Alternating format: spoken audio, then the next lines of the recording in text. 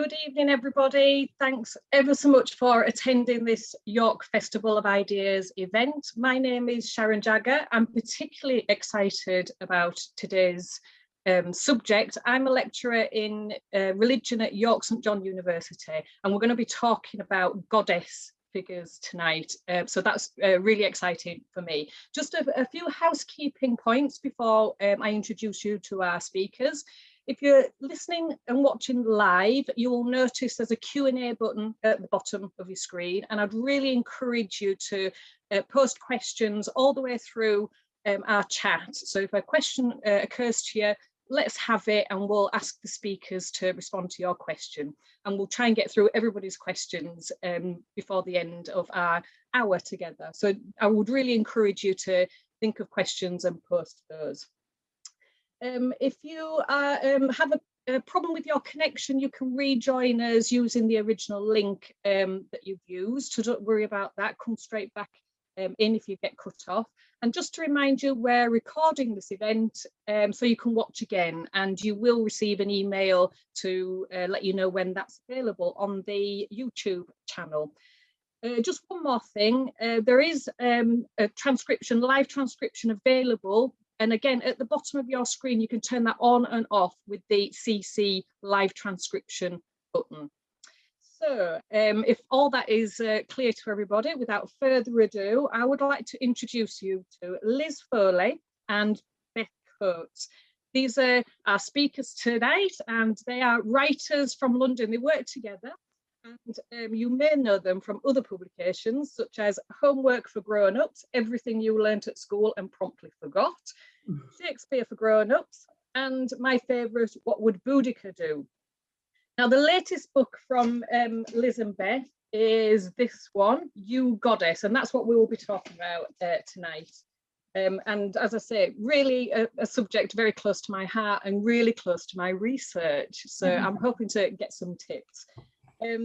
So this book takes you through a tour of goddess figures. It draws out characteristics of some of the goddesses you will have come across, and probably some ones that you're not so familiar with. It's funny, it's irreverent, there's some cheeky references in there, but actually it has a very deep thread running through it that's particularly important for women. So, and I confess, I am never going to say the word sorry again after having read this book. That is now not part of my language anymore. So I would like to, can I ask you both, are you feminists by any chance reading this book? I think we can safely say that we're feminists, yeah. I don't know, I don't want to answer on your behalf, Liz. That doesn't feel like a very feminist thing to do, but... No, I think we definitely are. I mean, the book is centered around kind of women's experience and women in history, as our previous book, What Would Boudica Do, is. But it's not that we don't want men to read the books. You know, we have a kind of inclusive feminism. But yes, it's very centered on women. So given you have this idea of it drawing out sort of, strong and positive characteristics for women, what's your hopes and feminist dreams for the book? What do you hope that women and some men, hopefully, get out of the book? It's interesting. I mean, there's definitely some sort of core lessons that I would hope that you might take or be inspired by some of the goddesses in the book. I mean, there's a lot, the goddesses that we really enjoyed both researching and kind of reading about and writing about as well are definitely the ones that disrupt. They kind of upend a lot of, you know, when we think about goddesses, I think a lot of us think of, you know, Aphrodite, who is in the book, but Aphrodite on her sort of sea scallop sailing across the water with her beautiful beachy waves, etc., etc. But actually, there's a lot of, you know, even though a lot of the goddesses in the book are associated with the things that we would assume, like fertility and sex and love, etc., they're also often associated with war and ambition and violence and just the things that you wouldn't necessarily associate with. So I think a lot of the lessons that we're trying to show, I think, are just unexpected, or to not to take what we think of as being a woman or the rules that apply to women at face value, and try and, I suppose, challenge them whenever we can. Yes, I think because obviously we're talking about mythical women, a lot of those stories, because what we're both particularly interested in is the stories. A lot of those stories have been hugely influential in how women are treated and regarded. And sort of what we want people to take from the book is how you can use those stereotypes or archetypes to your own advantage rather than be kind of boxed in by them. So that was the way we wanted to kind of put a fresh modern eye on some of these stories that feel very familiar, but maybe could be interpreted differently by modern women to how they were, you know, historically. Just to give people a flavour of what they can expect in the book, who is your favourite goddess? I have mine, but I won't say who it is just yet. Do you Who want are to your go favourites? first, Liz? Sorry? My favourite probably is the Morrigan, who's an Irish goddess, and she is one of the ones that Beth was referencing, she's not a kind of like beautiful, voluptuous kind of fertility goddess. She's like a war goddess, and she's constantly changing into kind of strange animals, screeching like a crow, causing trouble, and kind of disrupting things. And she's got some great stories. She's in the kind of Cattle Raid of Cooley kind of cycle of stories, and she's often in kind of having a row with the big Irish hero Cuchulainn, and she undermines him, but she sort of also helps him. And she just has that, the thing I love about her is she has that shifting, you know, in the way that she changes animal form a lot, she also has kind of two other possible incarnations, and she's just always moving between things you might expect. And that's something that we loved about a lot of the goddesses, actually, is that they're not just one thing or another, they're many things. Yeah, she's great. And the book's got illustrations in it as well, and there's a really good one of her looking like kind of goth-like and very funny. It's yeah, really in a leather jacket.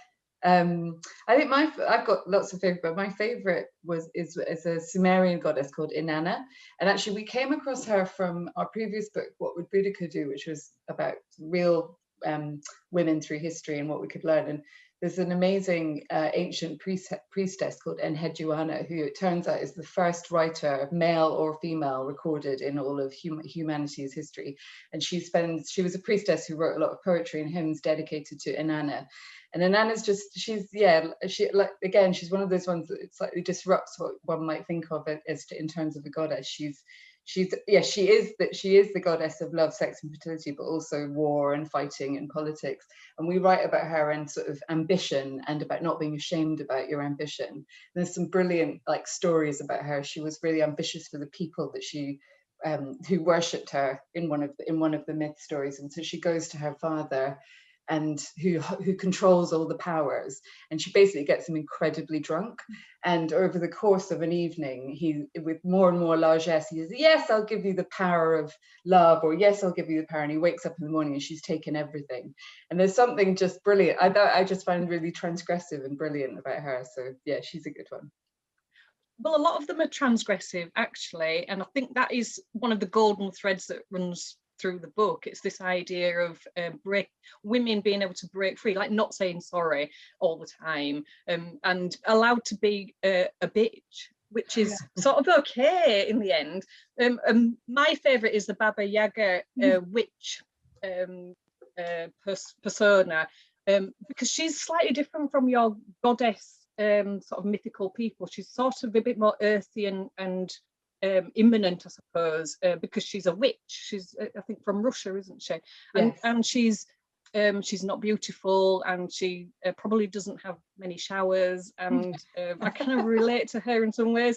But I really like the crone imagery that you paint, which is obviously reminiscent. If anybody kind of looks at sort of second wave feminist goddess revival, it's the triple goddess, and the crone is the rehabilitating of middle-aged women. Yes, which I think we desperately need. Yes, so we don't fade into the background. So she's my favourite because she is the antithesis of what we're expected to be, really, as you get older, you know.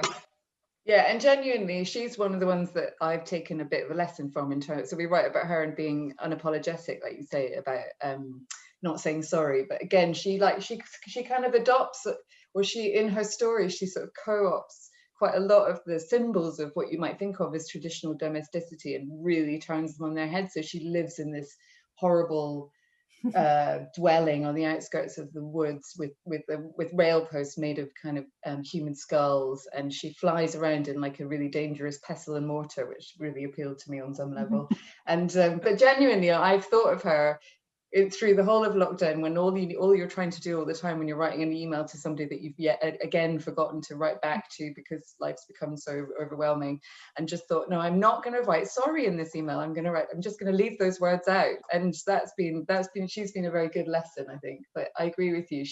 That triple goddess theory is a really interesting one that we came up again and again on, didn't we, Liz, through the book? I think we write about it in the chapter on Pachamama, who's an earth goddess.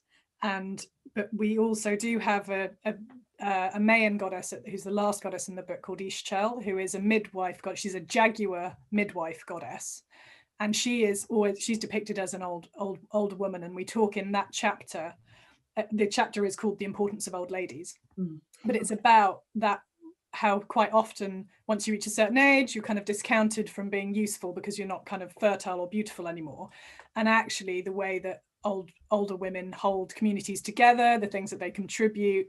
She's she's kind of very stylish, I think. She has this kind of skull and crossbones outfit and this kind of jaguar skin thing that she wears. And I kind of like her as an example of something to aspire to as an older woman.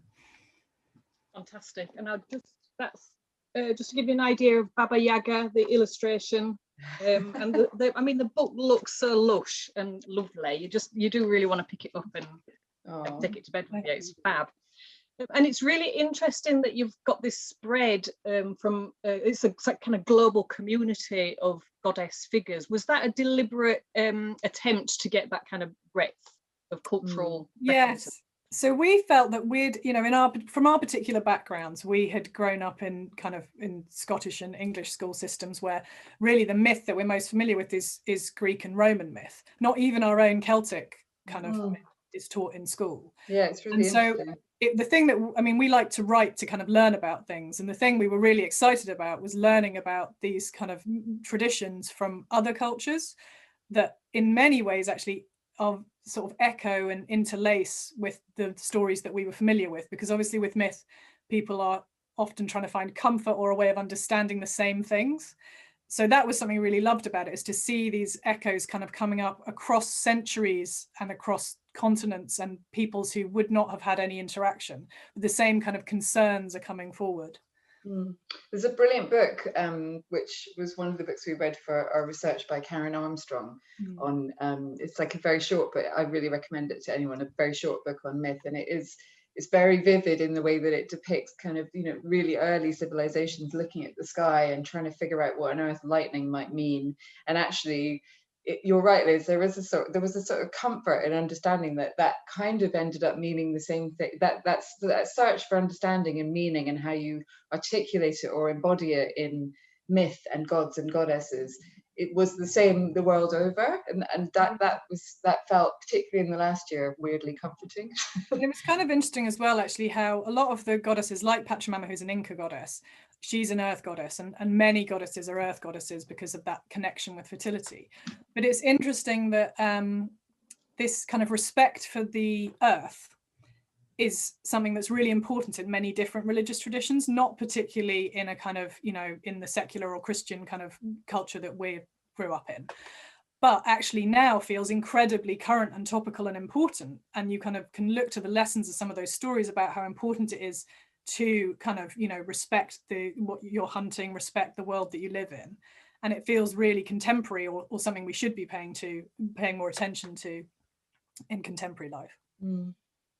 That's really fascinating that everything kind of does get drawn back into how we live today. And I noticed some of those messages, especially about, looking after those, really resonate. And it's very Jungian, I think, those big characteristics that cut across all the cultures that you talk about is that it's that kind of archetype that Jung talked about and said, we have this collective set of archetypes because they're really important to us. Did you have to leave any out that you were a bit sad about? Yes. And we also added some in. I think we, like, Aphrodite was quite a late addition, wasn't she, Liz? She was. We had 25 to begin with, and then Aphrodite at some point was going to perhaps be the cover star. Actually, it's ended up being Athena, but we did a chapter on Aphrodite and kind of understanding love in all its many forms. Yeah. And again, she's a bit surprising on that, because you think of her as kind of romantic love, but actually she was worshipped as representing all different kinds of love. But yes, we did have some that we left out that we really wanted to include. So one of my favorites was an Aztec goddess called Tlaltecutli, who is a death goddess again. I'm sort of weirdly seem to be drawn to those ones, but she's again one of these goddesses who she's not attractive at all. She's like a squatting toad with like mouths on her elbows and knees, screaming for the blood of sacrificial victims. So she's kind of extreme and out there. And she kind of appealed to me, but what we were really looking for was the stories. And for a lot of those, particularly those cultures where kind of colonial invaders destroyed all records of the stories and the myths and suppressed those religions, we couldn't find any kind of, sustained narrative about her. So she is in there as a footnote. And we did manage to get a lot in the footnotes, actually. I hope they're like comedy footnotes rather than really hardcore footnotes. I think overall we've got about 100 goddesses referred to in the book, but there are 5 kind of full chapters. But yeah, we were really keen to. Whenever we were writing our books, Liz loves a Word spreadsheet, so we had a big spreadsheet with all the goddesses that we want to write about. But like as Liz said, we were really keen to bring it back to the stories that were associated with the goddesses that might teach us something about how we live today.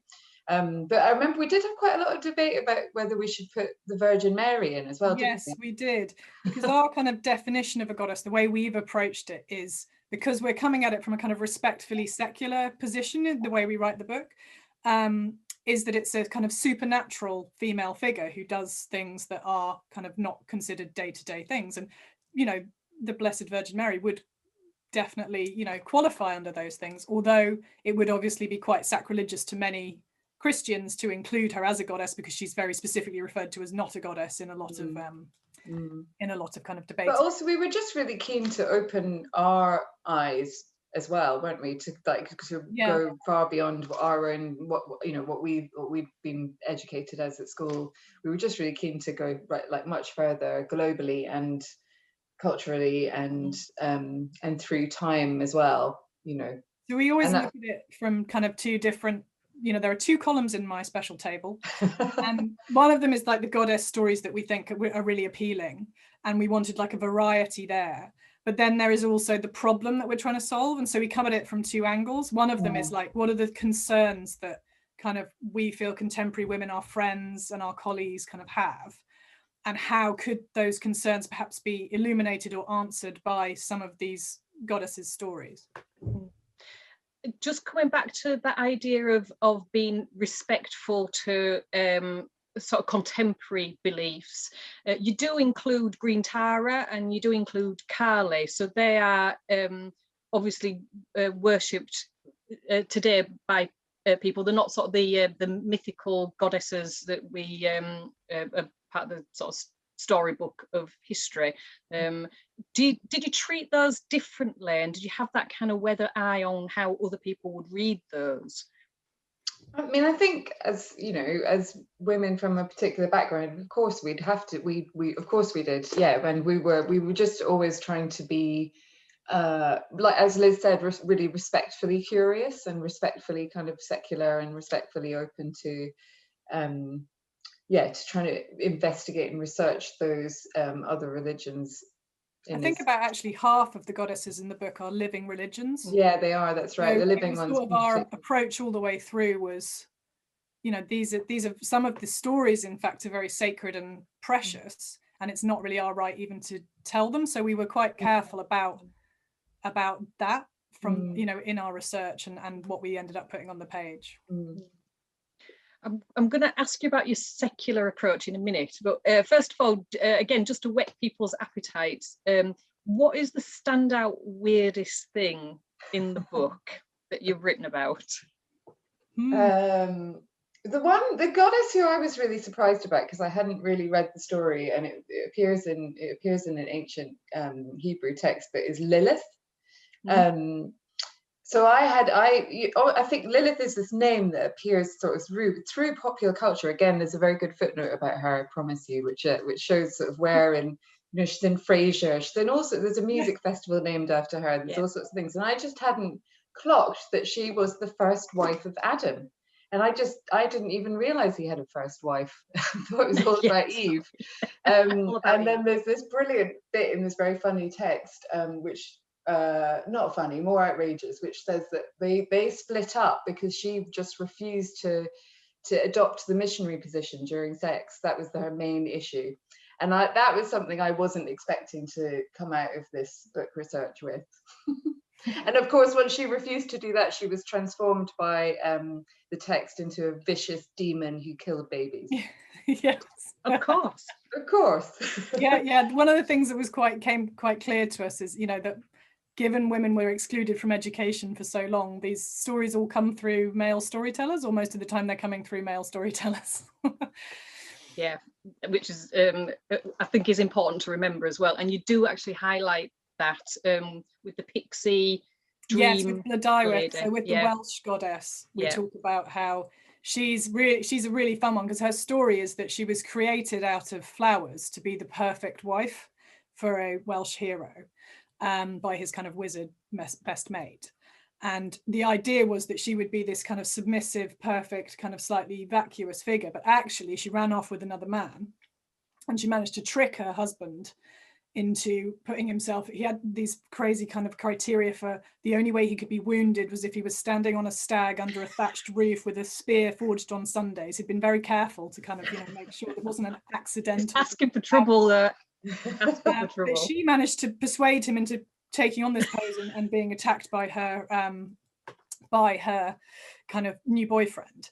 And I think the way the original readers of that story were supposed to take it was, this is a kind of terrible adulterous wife, and she gets turned into an owl at the end, and that's her punishment. And that this is a bad thing to be. You should be a docile wife and kind of beautiful and not really make your own decisions. But actually reading that now, it's a kind of an amazing story of kind of setting yourself free and sort of being more than anyone intends you to be or anyone wants to allow you to be. So we found that when we do her on finding your independence. We have a couple of questions from a couple of members of the audience. This is a really interesting question. Are you aware of any trans goddesses? So that was an interesting thing, actually. In the chapter on Aphrodite, obviously, we often think of this hyper feminine goddess. She has a magical bra. She's like, everyone desires her. She's having many affairs with the male gods in the pantheon. But she was actually also worshipped later as Venus Barbata in kind of later times, as an intersex or an androgynous figure. So her kind of gender did actually, for some worshippers, was not necessarily, the thing that we might immediately think of as Aphrodite being super feminine. So, and I think there were other goddesses that we looked at, particularly from Asia, where their kind of their sex or their gender is not stable. Yeah, so, they shift. They shift between genders. Yeah, that's right. Yeah, and that again was interesting, because I think again our particular culture likes to really separate things out into, this is one thing, this is another thing, and but actually that was one of the things that when we were reading these stories from other cultures, that's not, those things are not as kind of determined or binary as you might imagine. Yeah, and it harks back to again the Jungian trickster figures, and because you use humor as well in a sensitive way, it's not so irreverent that it kind of spoils that relationship somebody might have with a goddess, but humor is trickster-esque, and of course the trickster has that shape-shifting jumping between a sexed body and gender, and that gets woven into some of the stories, I think, as well, that kind of very trickstery feel with a lot of them. Do you come across them, Sharon, in your work? Like you were the academic, and have you come across any on those? I feel like I have, but I can't actually bring any to mind. But it's really interesting. I've started to interview women, and the definition of goddess is very broad. So one woman told me she looked to Joan of Arc, for instance, who actually, for some people in some narratives, is a kind of trans figure. And now, obviously, she's a historical flesh and blood woman. Girl, with a kind of with this sort of trans thing going, but actually some women are happy to treat her story and her persona as though she were a goddess. That's interesting. Or a spirit guide, something like that. Yeah. And that's one of the wonderful things we found actually about a lot of these stories, is that different groups of worshippers reinterpret all the time and take what they need from, because you wouldn't, I mean, a lot of the goddesses in the book are kind of particularly protective of LGBTQI groups, and that's something that maybe wasn't necessarily in the original story necessarily, but those stories have spoken to people and meant something to people that means that they are seen as kind of protective deities. Yeah, that is really interesting. And we have a second question, which is about lived experience, really, and how we can take interesting lessons from what you've written. So COVID has really intensified the inequalities for many women, working whilst also taking on the physical and mental load of running a household, and at many points at homeschool, which has been a kind of fraught time for people. What can women learn from goddesses that might help them start to tackle these inequalities? Come on, this is where the rubber really hits the road. Well, I'm currently back in homeschooling this week, and Liz and I have both had a pretty full-on time of homeschooling across the month. So it's interesting, because when we started writing the book, the pandemic obviously hadn't happened, but it has been a sort of interesting thing. I think we do have a slightly throwaway line in the book about, obviously the people that we're not facing anything like the pestilence and awfulness that people thousands of years were facing, which is not true. But yeah, I mean, I think probably one of the most important lessons is about standing up, and and I suppose about leadership as well, and not being afraid to sort of take those leadership roles. I mean, I don't know. I think that's right, that for a lot of people, the burden, the kind of the work, the home burden has become bigger. But then there are other, I think, examples where actually, because two people in the couple might both be at home, suddenly in a way it sort of shines a light on all the other admin stuff that women generally just sort of get on with. And actually, when it's laid out and both of you are there all day at home, I'm probably speaking from far too personal experience, but that's been partly my experience, is that actually, it totally shines a light on the extra burden that women just take on as a matter of course. And I think speaking out about it is for sure a big step forward. There's also always the Selkie wife option, isn't there? The Selkie wife, right? So the Selkie wife, she's again one of my favorites. So she's from Scottish folklore, and so Selkies are shape-shifting. They were seals, and then they would come onto the rocks and discard their seal skins and become these incredibly beautiful men or women who had the power to completely bewitch whoever came across them. And there's this great story about this man who's walking along a beach. He doesn't seem like a good man, this man, because he's rejected all the women of the village, but he suddenly sets his eye on this one naked sunbathing Selkie. So he steals her coat, and he forces her to stay on land with him and be his wife and bear him 4 children. And they have apparently the most 4 beautiful children in the world. And this seemingly perfect gilded life, except that whenever she sings, she sort of stops children play. Like, she's so sad that animals stop grazing and children stop playing. But anyway, about 10 years into being locked on land, her children are off picking cockles on the shore, and she persuades her youngest, who's hurt her foot and has to stay at home, to find her sealskin. And she finds it, and without a second glass, just runs and abandons this gilded cage that she has and runs off and goes back into the sea to her whole family. And Liz is right again, I may be speaking from personal experience, that I find that quite appealing.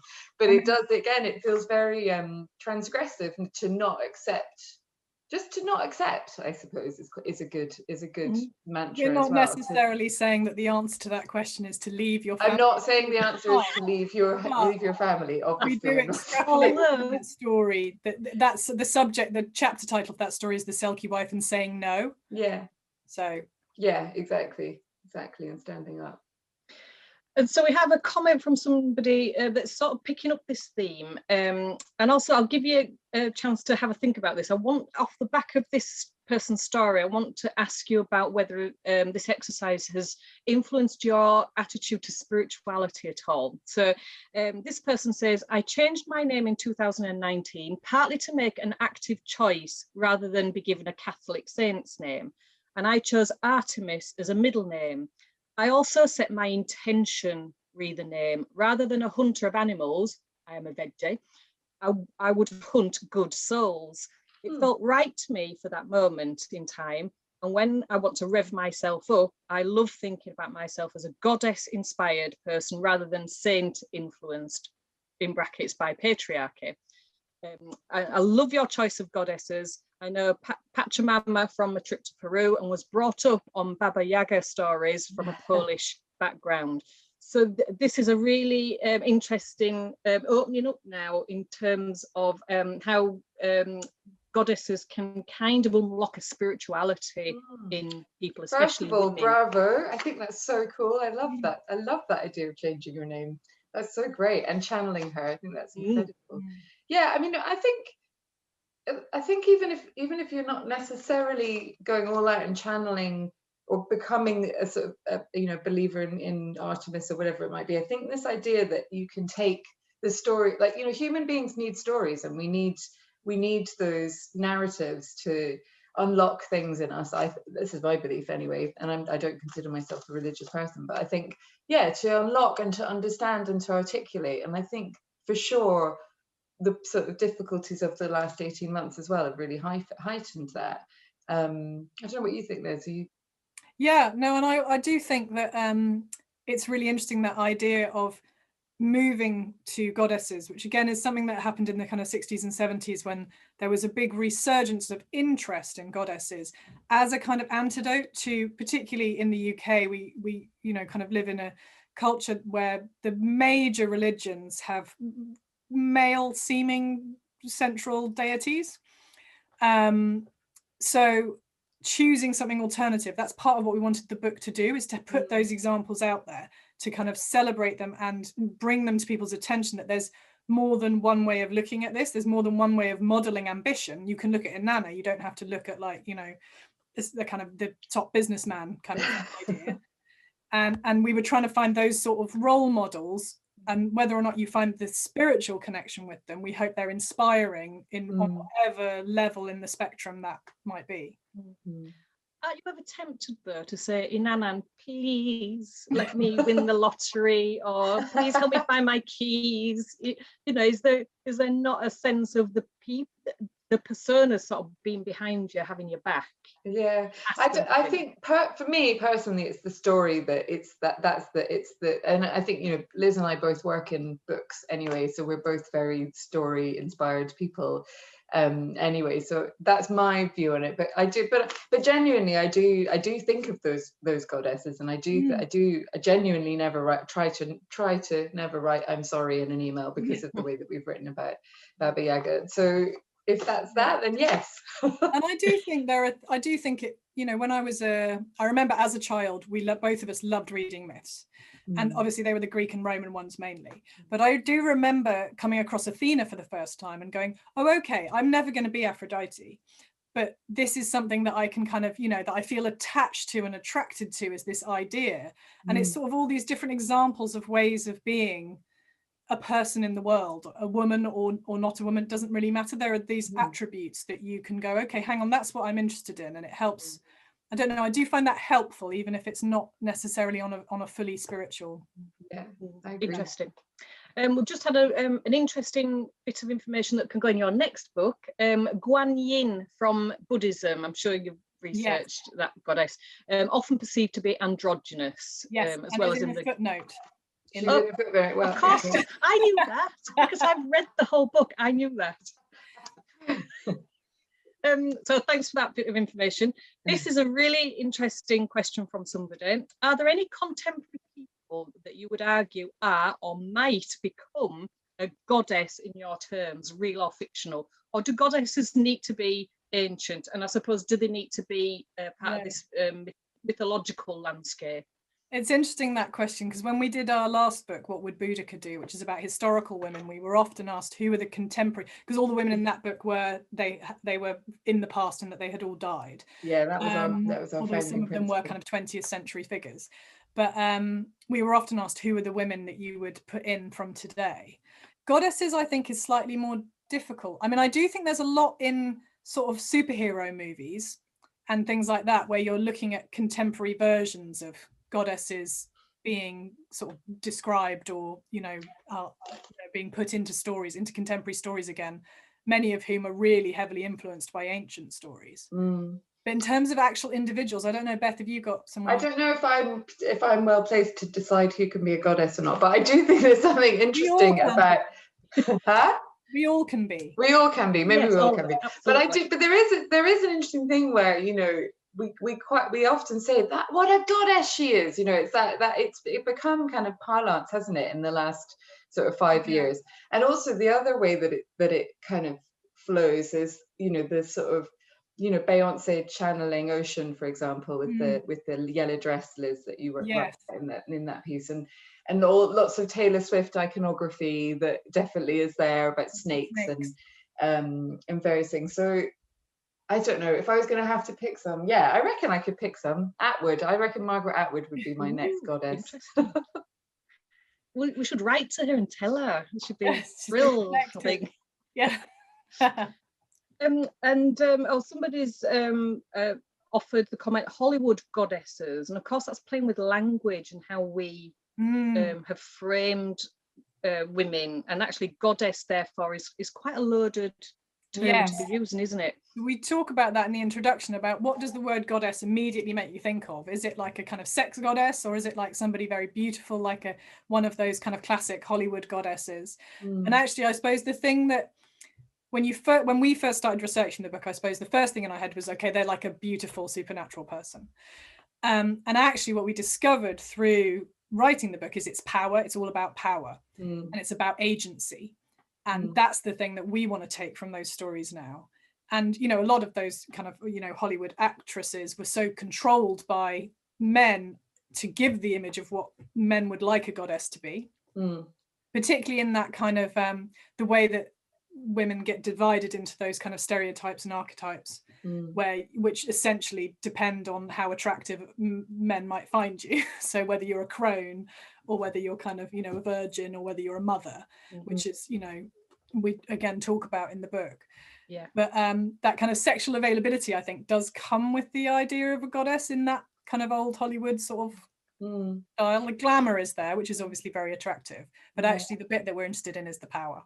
Yeah, but that also then, I think, like the way that it does give me optimism that actually, if you look at the way that Hollywood depicts goddesses now, as you said, Liz, in like Marvel movies, etc., it is about strength. Yeah. And it's not necessarily everybody floating around in a white gown looking with a slightly golden shimmer coming off. And I think that also you see it as well in a lot of contemporary literature now as well. You know, I love you know, Pat Barker and Madeline Miller and all those wonderful novels that write from a female perspective. And it's a you know, in Cersei and all those different ones, we're getting a different viewpoint now, and I think that's really interesting and long awaited. Somebody's asked, is there anything on Medea in your book? And I've had a quick skim through the she is mentioned, I think. Isn't she? Is she mentioned, or about we just maybe you and I've just spoken about her? One of the ones that we talked about, is she? Yeah. Could she be an include? Because I think we considered writing about her and how to handle a breakup, and she would not be the person to emulate in terms of handling a breakup. Is that right? I think you're right. She's one of those witch figures, and so I think we ended up with many other witches in the book. Yeah. But she is interesting as well, because, you know, this sort of, you know, murdering your children for the sake of revenge on Jason, that's about as transgressive as you can get. So I don't know, maybe in volume 2 we ought to be putting her in there. But yeah, she is a really interesting figure. And obviously, like, you know, contemporary poets have really wrestled with her she's sort of such an anti, she's just not what one would expect when one thinks about. But then maybe that's what's interesting to interrogate, is why do we hold her up as this sort of like awful figure through history? And it starts off in the Iliad, right? I mean, that's where she comes from. So I'm going to nod sagely at that point. So yes, I think the Iliad, of course.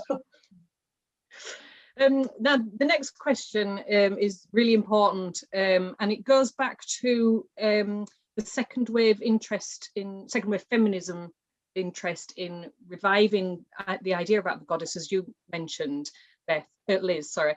And do you feel that you've managed to keep your feminism in the book intersectional? So when you're looking at issues facing women now and how the goddesses could help with that, I only ask because there's a lot of white-focused feminism in myth, especially in Greco-Roman mythology, and that is sort of problematic in second wave feminism, of course, that everything comes from a white perspective. Do you kind of tackle that in the book, or? We have tried, and part of the impetus for making sure that we were talking about goddesses from many different backgrounds and sort of broad interpretations of goddesses as well was with that in mind. And there's quite a lot in the book actually about kind of racial oppression, particularly colonialism, because you can't tell the stories of like a Lakota goddess without talking about what happened to the Native American population you know, at that time of European arrival. And the same where we're talking about the Australian Aboriginal people's story that is in the book. You know, there's no way of talking about that without talking about without the impetus that white people have had to destroy other people's cultures and religions. But on the kind of intersectional kind of feminist point, that is something that we certainly have tried to bear in mind, and particularly given we are two, you know, kind of, you know, straight white women, we've tried to have an awareness of that in writing this book. I would just echo what Liz says exactly, but you know, I suppose holding in mind that, you know, we've been trying to tell the stories whilst acknowledging exactly that context and background. And I think it's on page 2. I think we do acknowledge it pretty straight off the bat. So yeah, great. And so the next question is similar to asking about who you would nominate as a goddess. Which women have inspired you growing up and getting into adulthood, and do any of them remind you of the goddesses you've covered? That's an interesting question. There are several of the goddesses that remind me of my mother in their theatre, and that she's the obvious example of someone who inspired me growing up. But I don't know if she'd be flattered by it. I'm gonna say, have you told your mum this? No, when I was sort of looking it over earlier, I saw like a phrase that is one of her phrases that she says all the time, where we're talking about, I think it's in the chapter on Pachamama and motherhood, where we talk about babies being very efficient parasites, which is something that my mother used to say to me all the time. An efficient parasite. Yeah. Wow. Yeah. I mean, the book's dedicated to our editor, who's an amazing woman, who you know, I think we say wise like Annette, like wise like Athena, etc., etc. And I'm just going to be a bit cheesy here and say, Liz, I find you incredibly inspiring, and I do think about Athena when I think about you as well. Oh, well, that's you know, amazing, and I say feel the same. We can't make this into a love. No, I know. It is part of. I mean, part of what our books generally are about is female solidarity, and that's something that also has grown out of the fact that we work as a collaboration. You know, this is half. The book is half of each of us, as it were. And I was going to ask you about that actually. How do you work together, and is the collaborative nature of what you do central to what you then produce? Definitely. Yeah, I think so. I mean, we've been writing books together for more than 10 years now, and we've, our lives have changed. Our sort of lives have changed, and the way we write has really changed over that 10 years. The first one, we sat next to each other and literally wrote every word together at the same computer, and then which was really amazing, and I loved writing that book that way, but we couldn't do it now. And so now what we do is we write sort of section, we come together with an agreed idea of who we'd like to include. We use Liz's lists extensively, and then we write separately, but then we edit. We're both editors in our jobs as well, so we heavily edit each other, and actually that's the bit of the process that I enjoy the most. I love being edited by Liz. Yes. And what I would hope is that you at the end of it come out with one voice that you shouldn't think, oh, Beth wrote that chapter, Liz wrote that, because the process is so collaborative. That's what I hope in the reading experience. And I was looking out for that. It's like, because I know you said earlier when we chatted that you wrote chapters separately, and so I was sneakily looking out for that slight change of voice. But it's so seamless, and it is this sort of unified voice, and the humour as well. I can't really stress that enough. That it's such an accessible read, and funny, and you've got a light touch with it as well. It's not this sort of heavy, going into such detail that you read it when you go to bed so that you have a good night's sleep. It's not that sort of book at all. It's really, is it okay to say entertaining? Yeah, no, we want it to be entertaining. That's what we want, for it to be fun, but also to be thought-provoking. And in the back of the book, we've got like a really big bibliography of all the kind of more serious academic work that we have kind of then turned into jokes. Rightly so. But yes, we relied on a lot of amazing work, obviously by proper scholars and academics like yourself, and then we've just kind of taken our interpretation in a kind of more light-hearted direction.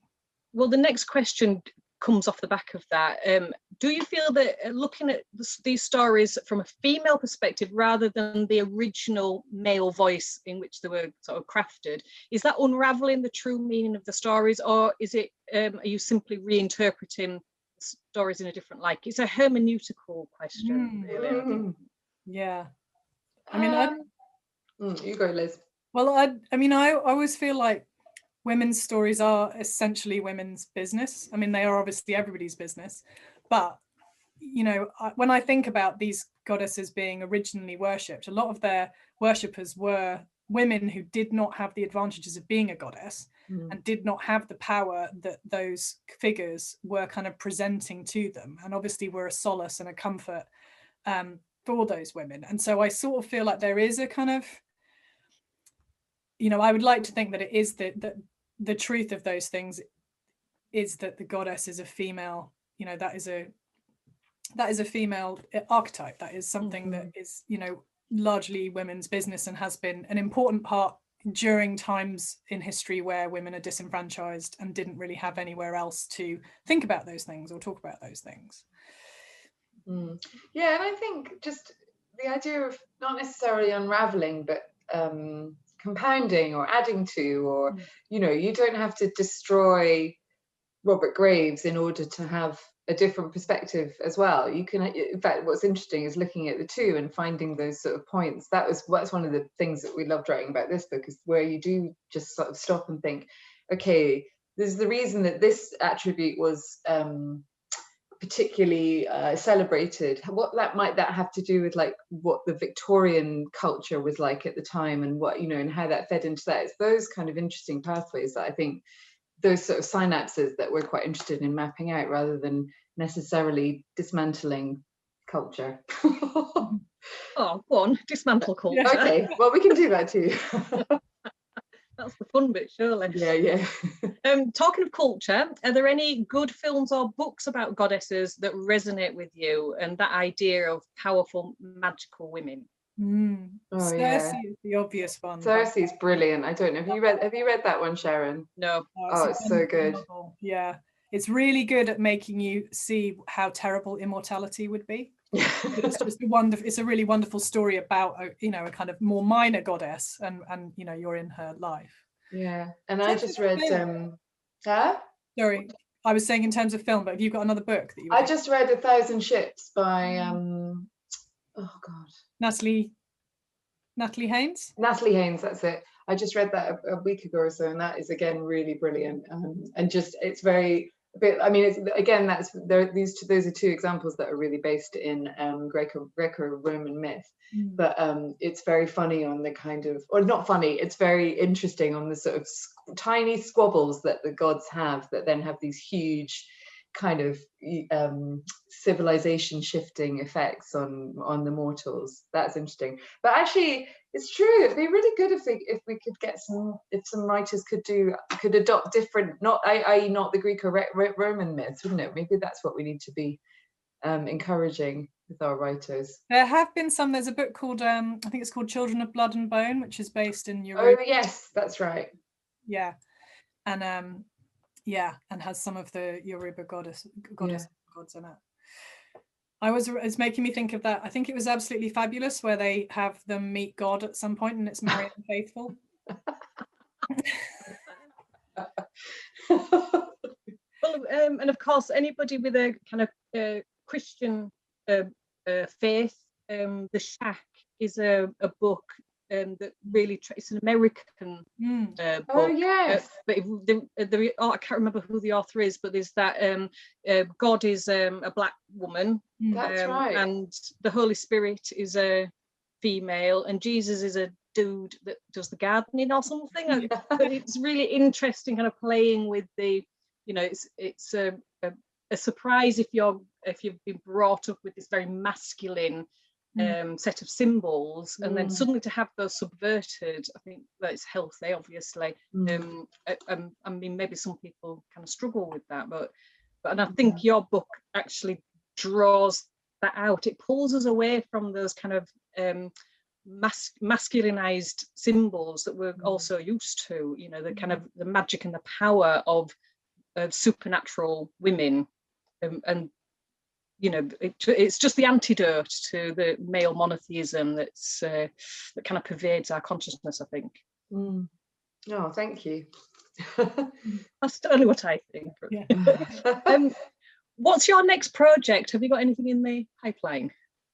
Well, we're mulling it over at the moment. It is interesting with the new goddess, and also what would Buddha could do as well. Always that question about who we left out. There's so many overlooked goddesses and women there. There's always a huge temptation just to go back and look at them again. But I don't know, we try and hold a guiding principle that we like working on things that teach us something, and so we're sort of scoping around for the next thing to learn about. Yeah, exactly.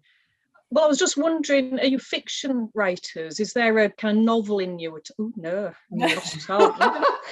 Sorry, I mentioned it. We're both fiction editors in our edit fiction. Right. Oh, right. We have a great respect for how difficult that is. Yeah. Okay. Exactly. You do the easy stuff. Yeah. Oh well, yeah, I was sort of hoping tonight would have really inspired the inner novelist. Well, I am just thinking maybe we should. Yeah, I don't. Well, we can talk about it after. Yeah, after. Don't promise anything that you're not prepared to deliver. And we've had one comment, and this goes back to spirituality, really, and how I suppose different approaches to spirituality can lasso goddess figures into a kind of daily practice. So this person saying some astrologers use goddess figures, and they've named lots of them, but I'm not going to go through them because they're difficult to pronounce. Some of them: Minerva, Psyche, Fortuna, those. And Jessica Adams is mentioned as somebody who works in that way. So again, it's, although you've written this book from an ostensible secular point of view, and you are very clear about that in the book, actually, how does it make you feel that people, women particularly, will take a very spiritual nourishment from the stories that you're presenting? Yeah, I think that's great. Yeah. In terms of, you know, whatever form inspiration takes, I think that's, you know, we really do believe these are really useful figures and stories. Yeah, and really important stories. Yeah. Yeah. And again, off the back of that, where do priestesses fit in? Well, priestess is an interesting word as well. Yeah. I mean, like I said, that was one of the ways that we came to Inanna, who's the Sumerian goddess, was via Enheduanna, who's this incredible, again, she was probably one of the most surprising ones from our previous book, where, you know, she is the very first recorded writer of humankind, man or woman, and I don't think people know her name. And it's a really, that to me was just a real, like, wow, we don't know that, we didn't know that about, you know, about her. And again, priestesses are really interesting because they were afforded these positions of huge power and agency in ancient civilization. And you know, they all, you know, there do exist incredible monuments and works of art for Enheduanna, the priestess, not the goddess. So yeah, that throws up all sorts of interesting questions. I love that though. I love the fact that that's one of my favorite facts of all time, that the very first recorded writer was a woman. Well, just to throw in a little googly there, in my research, I researched with women priests in the Church of England. And of course, the word priestess is pejorative. C.S. Lewis used it pejoratively, saying you're not a priest, you're a priestess, and you can, you know, you're going to change our religion. So there's a really interesting dynamic there with language, and the priestess is loaded for women trying to enter into a priesthood. Liz, we should be looking at that for a correction to the book. I really do. It is true. Anything with S on the end, like actress. Now actresses don't want to be called you know, more and more actresses are referring themselves as actors, and I think it is something that's seen as a diminutive. Yeah, absolutely. Yeah, absolutely. And actually somebody did raise that in the questions, you know, why God and why goddess and not God. Unfortunately, we have run out of time, and I wanted to kind of thank you for coming and talking about the book. I've got loads of other questions that are, you know, and I'm sure other people have as well, that we might bombard you with afterwards. Please do, yeah. So thank you so much, both of you, for coming and talking to us. I will just quickly plug foxlanebooks.co.uk, and that's the partner bookseller for the festival. So get yourselves onto the website and look at buying You Goddess from there. And don't forget, folks, you can watch this again on the YouTube channel. You'll be sent an email. And thanks so much, everybody, for attending. And it's been amazing having that string of questions as well. And it's just made it so interesting. So thanks to everybody. And I hope everybody has a really fantastic rest of the evening.